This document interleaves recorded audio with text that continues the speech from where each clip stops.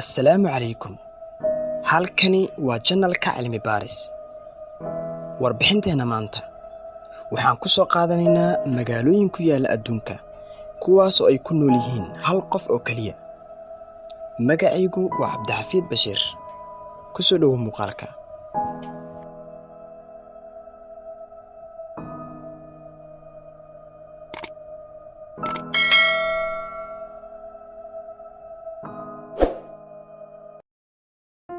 balka fikir haddii aad ku nooshahay magaalo aysan jirin cid kale oo ku nool oo aan adiga ahayn. Haddaba sidee dareemaysaa? Way adag tahay in qof kaligiis ku noolaado magaalo dhan. Laakiin waxaa jira dad adduunka ku nool oo hawshan adag qabanaya.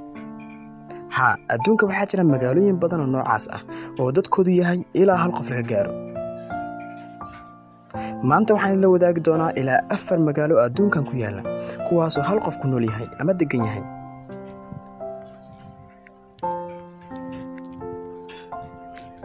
Magaalada koowaad waa magaalada Tomoka. Waa magaalo ku taala dalka Japan. Dadka ku nool magaaladan Japan ee Tomoka waxay ahaayeen ilaa 15,000 sanadii 2010. taas oo ay hadda ku nooshahay hal qof oo kaliya.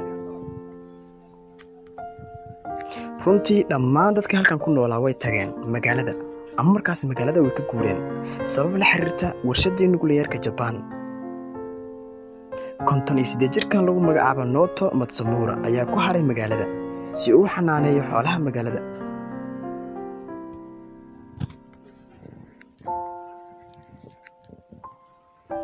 magaalada labaad waa magaalada Monami. Monami waa magaalo ku taala dalka Mareykanka. magaaladan waxaa deganaa jiray hal lamaane oo kaliya. ugu dambeyntiina waxaa dhintay ninkii sanadii 2004. taas oo bulshada magaaladan ka dhigtay hal qof oo ah xaaskii ninka. sidoo kalena waa duqa magaaladan Monami.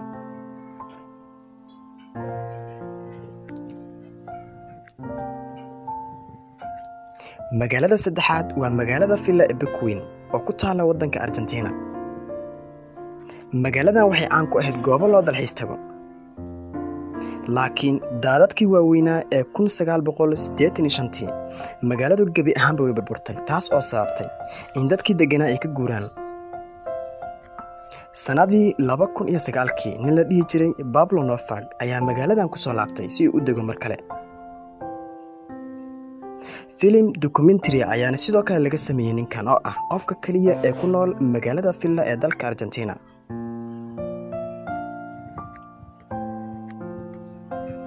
magaalada afraad ee ugu dambeysa waa magaalada Bonanza. waana magaalo ku taala isla waddanka Mareykanka. magaaladan waa meelo muhiim ah.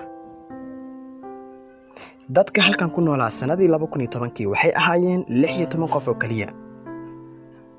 waqti kadibna magaaladu waxay noqotay mid cidla ah ilaa uu hal qof ku soo haro deganaanshaha magaalada Bonanza ee cariga Mareykanka. waad ku mahadsan tahay daawashada muuqaalka. fadlan subscribe sar channelka Cilmi Baaris. mahadsanid.